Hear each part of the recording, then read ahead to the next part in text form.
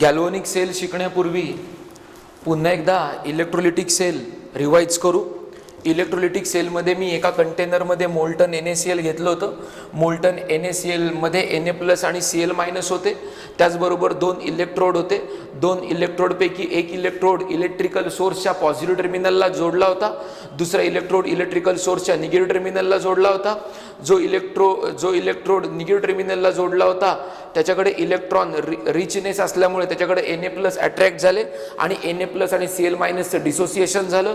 Na+ तिकडे गेल्यामुळे Na+ नी इलेक्ट्रॉन ॲक्सेप्ट केले, म्हणजेच इलेक्ट्रॉन ॲक्सेप्ट केल्यामुळे त्यांनी रिडक्शन केलं आणि Na तयार केलं, म्हणजे मेटल तयार झाला.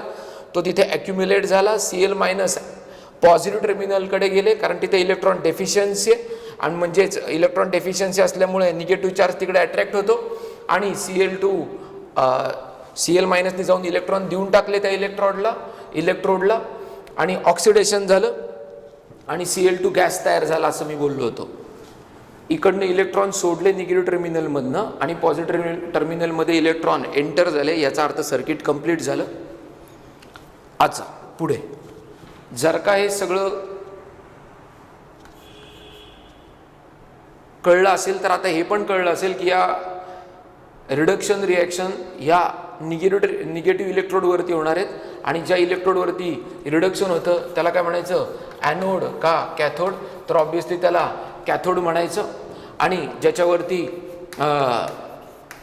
ज्या इलेक्ट्रोडवरती ऑक्सिडेशन रिॲक्शन होणार आहेत त्याला काय म्हणायचं, ॲनोड. म्हणून त्या अनुषंगाने हा जो पॉझिटिव्ह इलेक्ट्रोड आहे याला आपण ॲनोड बोललो. का? कारण तो पॉझिटिव्ह आहे म्हणून नव्हे, तर त्याच्यावरती काय घडलंय, ऑक्सिडेशन घडलेलं आहे. त्याचबरोबर या इलेक्ट्रोडला आपण कॅथोड बोललो. का? कारण तो निगेटिव्ह आहे म्हणून नव्हे, तर त्याच्यावरती काय घडलंय, रिडक्शन घडलेलं आहे. हे सगळं बोललो मी इलेक्ट्रोलिटिक सेलच्या बाबतीत. अजून एक मला महत्त्वाची गोष्ट सांगायची की इलेक्ट्रोलिटिक सेलच्या केसमध्ये इलेक्ट्रिक सोर्स फार महत्त्वाचा आहे. जर का तो नसेल तर मी सांगितलं मागासच्या केसमध्ये की करंट फ्लोच होणार नाही किंवा याचं डिसोसिएशन होणार नाही आहे. ओके, म्हणजे नुसताच इलेक्ट्रिकल सोर्स असेल आणि याचं डिसोसिएशन झालंच नाही तरीही सर्किट कंप्लीट होणार नाही. आणि उद्या फक्त हे आयनिक असतील, इलेक्ट्रोलाइट असतील, पण इलेक्ट्रिकल सोर्स नसेल तरी काही या सेटअपचा उपयोग नाही. म्हणजे या सेटअपसाठी 2 महत्त्वाच्या गोष्टी आहेत. इलेक्ट्रिक सोर्स पण महत्त्वाचा आहे आणि डिसोसिएशन होणाऱ्या आयनिक स्पीसीज किंवा इलेक्ट्रोलाइट पाहिजेत.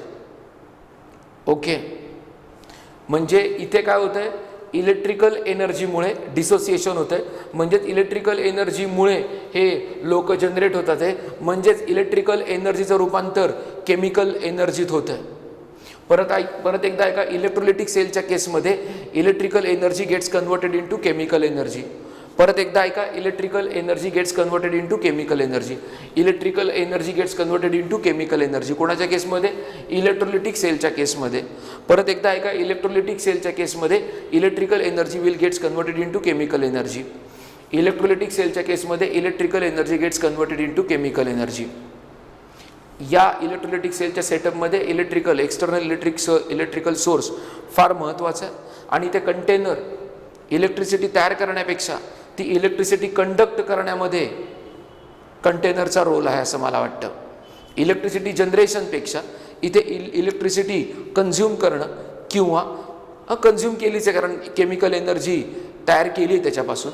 म्हणजे इलेक्ट्रिकल एनर्जीचं रूपांतर केमिकल एनर्जीमध्ये कन्वर्ट करणं हा मेन रोल आहे या सेटअपचा.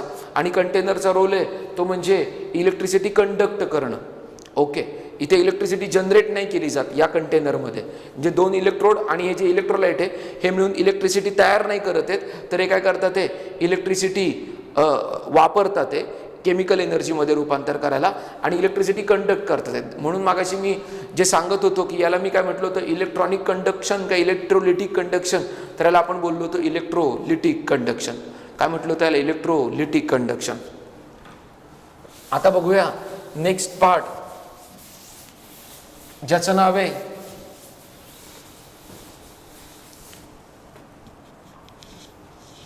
Galvanic sale.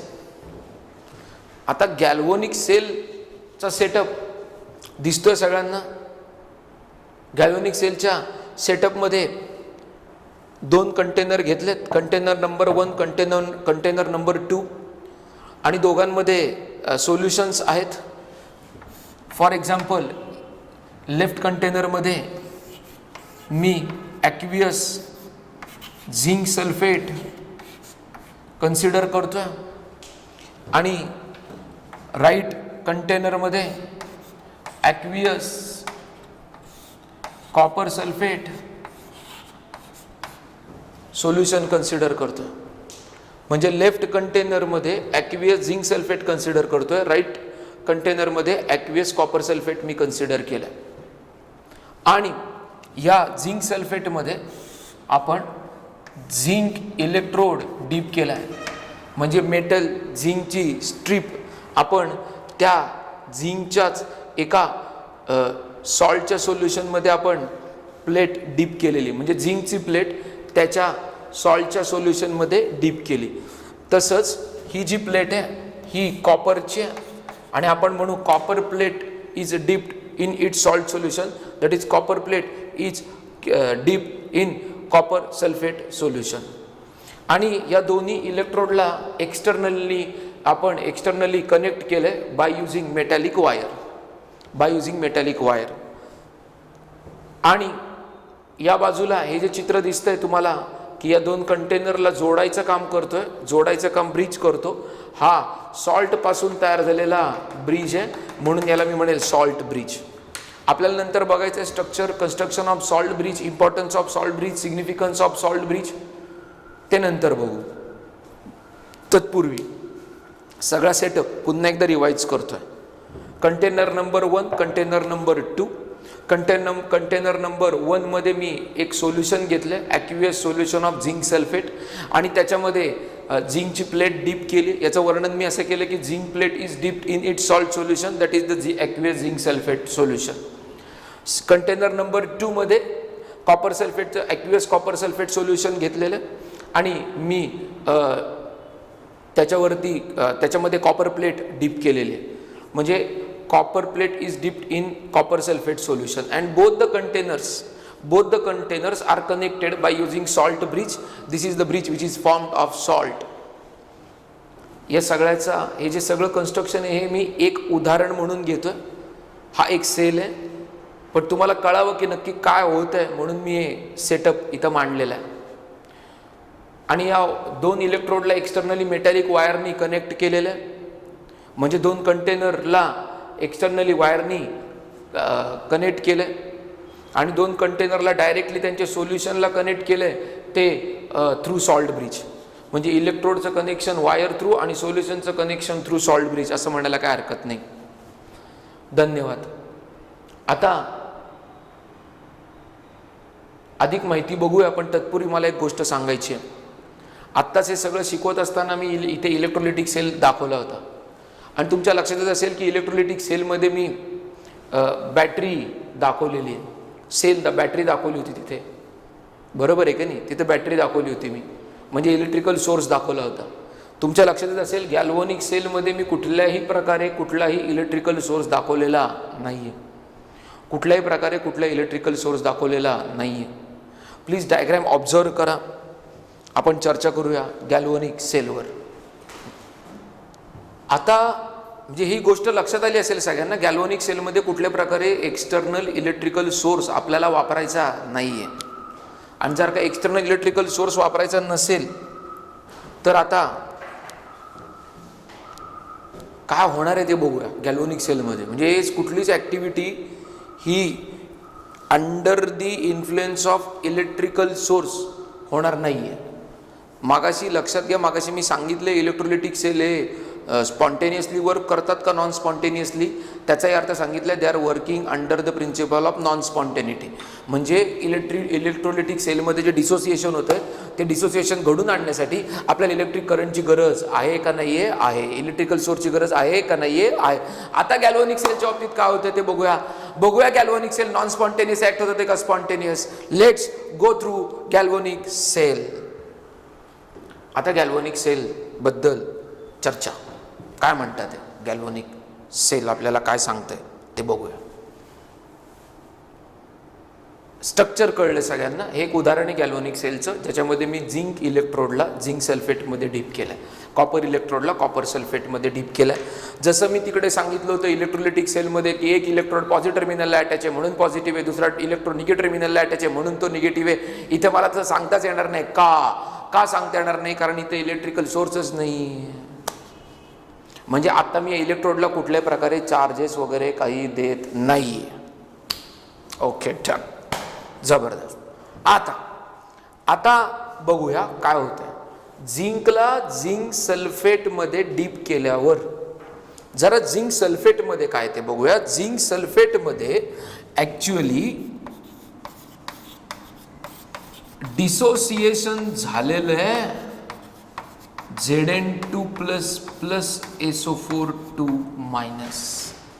म्हणजे या झिंक रॉडच्या बाजूला झिंक रॉडच्या विसिनिटीमध्ये Zn2+ आणि SO4 मायनस आहेत.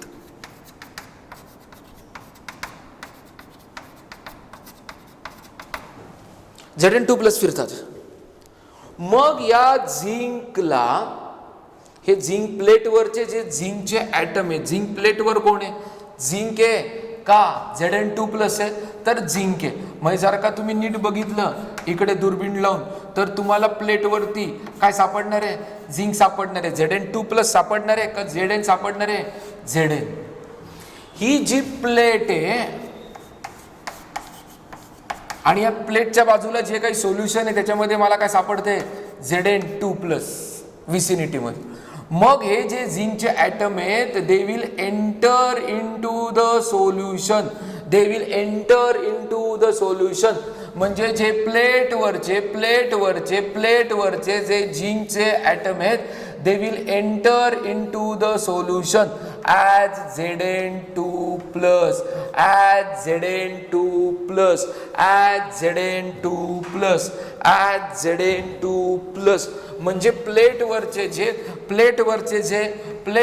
जे झिंक ॲटम आहे they will enter into the solution as Zn2+. आणि जर का ते झिंकचे ॲटम जर का सोल्युशनमध्ये Zn2+ म्हणून आले तर प्लेटवर काय उरलं असेल? तर प्लेटवरती 2 इलेक्ट्रॉनच राहतील. प्लेटवरती काय राहतील? 2 इलेक्ट्रॉन. माझ्या मते मी ज्या पद्धतीने चित्र खाडाखोड करून जे सांगितलं त्यातनं कळलं असेल मी काय म्हणतोय ते. इथे अगोदर Zn होते ते Zn सोल्युशनमध्ये Zn2+ म्हणून आले आणि त्या Zn2+ Zn2+ आले काय करून? तिथं त्या प्लेटवरती झिंक प्लेटवरती इथे इलेक्ट्रॉन ठेवून. असे जर का अनेक झिंकचे ॲटम जर का सोल्युशनमध्ये Zn2+ म्हणून उतरले तर या झिंकच्या प्लेटवरती इलेक्ट्रॉनची संख्या वाढेल. पर्यायाने इलेक्ट्रॉन रिच ती प्लेट होईल. आणि जर का ती इलेक्ट्रॉन रिच झाली जर का ती प्लेट तर आता मी या प्लेटला किंवा या इलेक्ट्रोडला काय म्हणेल? निगेटिव्ह इलेक्ट्रोड म्हणेल. आणि नीट ऑब्झर्व करा झिंक वरती काय झाले.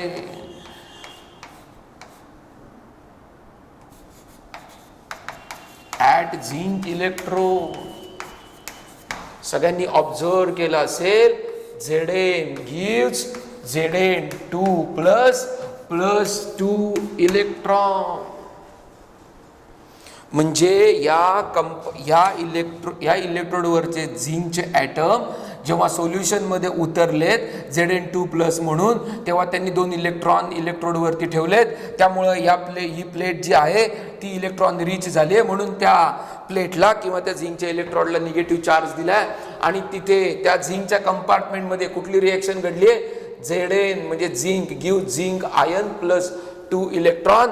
इलेक्ट्रॉन मला प्रॉडक्ट साईडला दिसतात हे म्हटल्यानंतर इथं ऑब्विसली रिडक्शन झाले का ऑक्सिडेशन? ऑब्विसली काय झाले? ऑक्सिडेशन. आणि आता आठवा ज्या इलेक्ट्रोडवरती ऑक्सिडेशन होतं त्या इलेक्ट्रोडला काय म्हणायचं? ॲनोड. म्हणजे हा कॅथोड आहे का ॲनोड आहे? ॲनोड आहे. काय कॅथोड आहे का ॲनोड आहे? ॲनोड आहे. आता इलेक्ट्रॉन विल फ्लो नाव. इथे काय झालं? आता इथे झिंक नाही, आता झिंक गेला Zn2+ म्हणून. आता इकडे काय झाले? ती इलेक्ट्रॉनची संख्या वाढलेली आहे. आता नाव this electron will move from external circuit towards the copper. आणि आता कॉपरवरती इलेक्ट्रॉन आलेले आहेत. आता कॉपर प्लेटच्या जर का बाजूला बघितलं तर कॉपर प्लेटच्या बाजूला आता हे आलेले इलेक्ट्रॉन आहेत कॉपर प्लेटवर आणि कॉपर प्लेटच्या बाजूला Cu2+ आहेत का नाही आहेत. नाव these two electrons they will go to Cu2+, rather Cu2+ will come towards the 2 electron आणि मग Cu2+ काय करेल ते 2 इलेक्ट्रॉन घेईल आणि तिथे डिपॉझिट होईल काय म्हणून कॉपर म्हणून.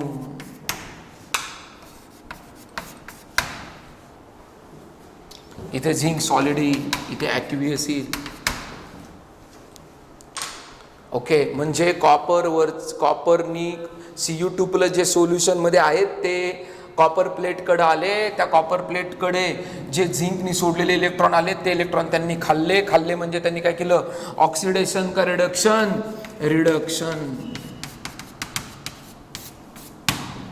त्यांनी इलेक्ट्रॉन संपवले म्हणून त्या प्लेटवरती निगेटिव्ह चार्ज आला का पॉझिटिव्ह, कारण तिथे इलेक्ट्रॉन आता रिचनेस आहे का डेफिशियन्सी कारण आलेले इलेक्ट्रॉन संपवले जातात ते म्हणून त्या इलेक्ट्रोडवर कुठला चार्ज आला निगेटिव्ह का पॉझिटिव्ह.